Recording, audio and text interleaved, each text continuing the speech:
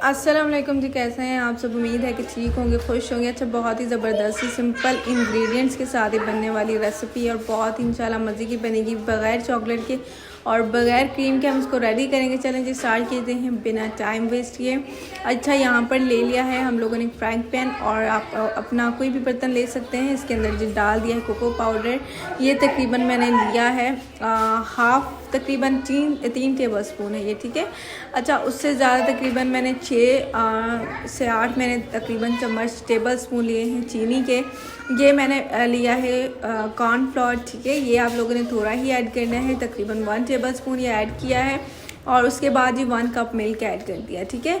इसको बीटर की मदद से अच्छे से हिला लेंगे और मिक्स कर लेंगे इसको अच्छे तरीके से। आप लोगों ने पहले ही कर लेना है, फिर चूल्हे के ऊपर रखना है, ठीक है। यहाँ पर बटर ऐड कर देंगे, इससे फ्लेवर अच्छा आता है, ठीक है। ये ऑप्शनल है, ठीक है। ये आप लोग ऐड कर सकते हैं, वरना कोई मसला नहीं। घी थोड़ा सा ऐड कर दें, इसके अंदर घी भी ऐड हो सकता है।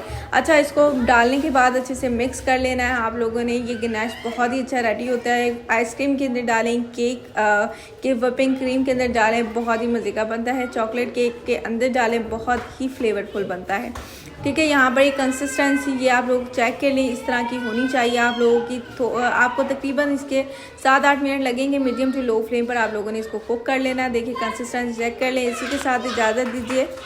अपना बहुत सारा ख्याल रखिए, मुझे अपनी दुआ में याद रखिए और मेरी तरफ से अपने बच्चों को बहुत सारा प्यार दीजिएगा। अपना ख्याल रखिए। अल्लाह हाफिज़।